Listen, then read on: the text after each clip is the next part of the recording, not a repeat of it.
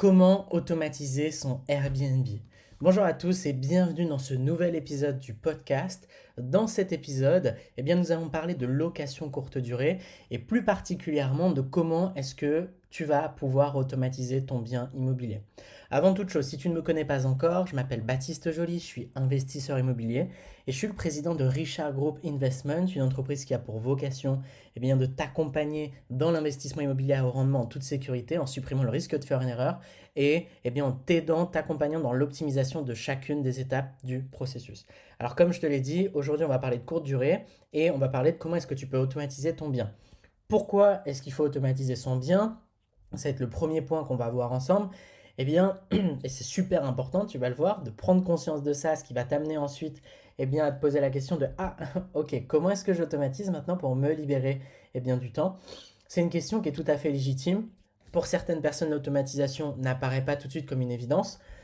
Voilà, c'est bien souvent, euh, comment dire, lorsque l'on se retrouve voilà, avec deux, trois biens à gérer en simultané, que la question de l'automatisation vient s'imposer à nous parce qu'en fait, on a beaucoup de temps qui part dans la gestion.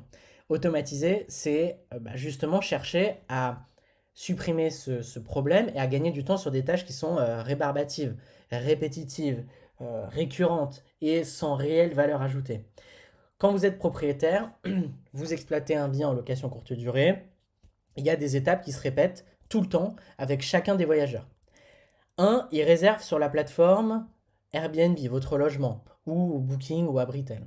Deux, ils se rendent sur place pour la remise des clés. Trois, ils restent sur place pendant toute la durée du séjour, hein. Et quatre, ils libèrent les lieux, ce qui te donne l'occasion d'aller faire le ménage, changer les draps, le linge, remettre des consommables, typiquement des capsules de café par exemple, ou du papier toilette. Et voilà, on recommence à nouveau le processus. Automatiser les étapes qui peuvent l'être, c'est la garantie de quoi? De limiter en fait au maximum son implication et le temps qu'on va consacrer à faire et refaire la même chose. Et donc on peut se concentrer derrière sur des tâches à beaucoup plus forte valeur ajoutée. Et on est du coup à ce moment-là dans la loi de Pareto, 20-80. 20% de vos actions vous amènent 80% de vos résultats. Est-ce que la gestion du ménage et de la remise des clés et de la sortie du locataire, c'est les 20% d'actions qui ramènent 80% des résultats? Non, ces 20% d'actions, c'est retrouver des biens à haut rendement, optimiser sa fiscalité, prospecter, négocier, faire des offres et automatiser et déléguer. D'accord? Et pouvoir repartir ensuite sur une nouvelle acquisition. C'est ça notre réelle valeur ajoutée. Alors comment est-ce qu'on automatise son Airbnb? Il y a plusieurs pistes, hein, il y a plusieurs solutions pour automatiser la gestion de son bien en courte durée, mais il existe des solutions qui sont simples. La première des choses, c'est de ne plus accueillir en personne vos futurs voyageurs. C'est en plus une période assez délicate au niveau sanitaire. La limitation des contacts humains, c'est pas une mauvaise chose en soi. Et du coup, en mettant à disposition des boîtiers à clés à l'entrée de vos logements, vous vous assurez de pouvoir accueillir vos locataires sans avoir à les rencontrer physiquement. Vous allez mettre les clés dans un boîtier à clés avec un code, vous donnez le code aux locataires, les locataires rentrent le code, récupèrent les clés et suivent la procédure d'entrée dans des lieux qui est envoyé sur Airbnb soit par message privé, soit directement dans l'entrée des lieux qui sont les règles en fait le processus qui est expliqué sur Airbnb. Ils suivent ça, vous ouvrez cette porte, vous mettez 3 sur l'ascenseur, vous ouvrez la porte 34. Bon voilà, ils ont récupéré les clés, ils font les choses.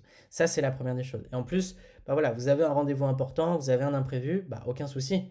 Il est possible qu'ils pénètrent dans les lieux de manière autonome, vous gagnez du temps, vous vous libérez justement de la pression et en plus c'est beaucoup plus confortable pour le locataire parce que vous comment dire, vous n'allez pas en fait être obligé d'attendre s'ils sont en retard, s'il y a le train qui est en retard, si, etc., etc.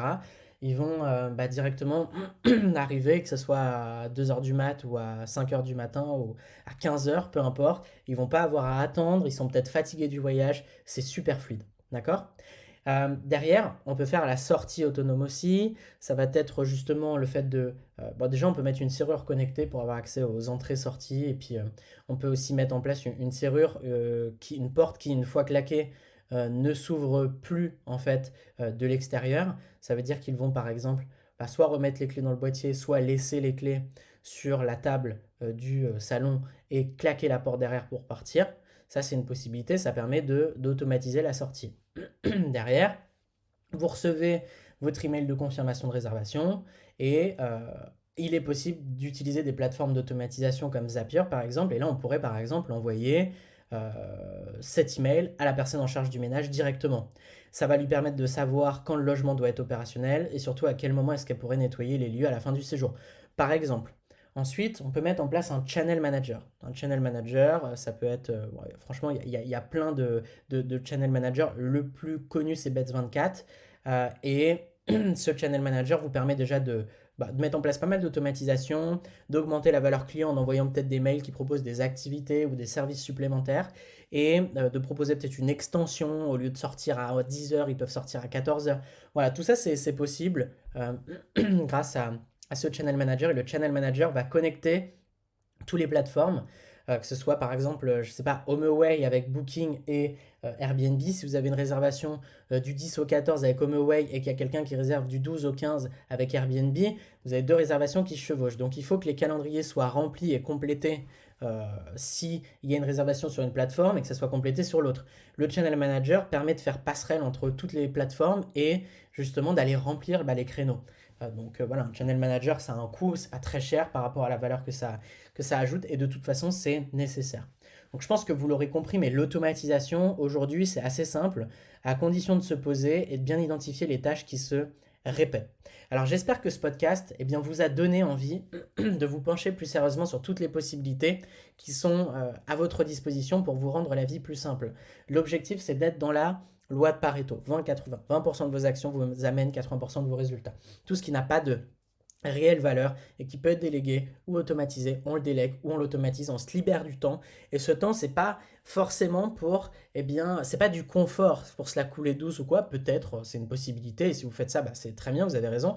Mais si vous êtes dans une démarche de croissance, travailler beaucoup mais bêtement, c'est pas stratégique. Il vaut mieux valoriser chacune des actions que l'on va mettre en place et s'occuper des actions à forte valeur. Et donc se libérer du temps sur des valeurs qu'on peut déléguer, sur des actions qu'on peut déléguer à 15 euros de l'heure et se concentrer sur des actions qui nous ramènent peut-être 100, 200, 300, 500, 1000, 2000 euros de l'heure. Par exemple, visiter des biens, négocier, faire des offres ou obtenir un financement bancaire, ou optimiser sa fiscalité, ou déléguer, automatiser et créer des process. Par exemple, voilà. Donc j'espère que ce podcast vous a aidé. Si vous souhaitez aller plus loin, vous avez deux possibilités. La première, c'est de vous inscrire à une formation offerte qui est disponible dans la description de ce podcast et dans laquelle je vous partage énormément de valeur.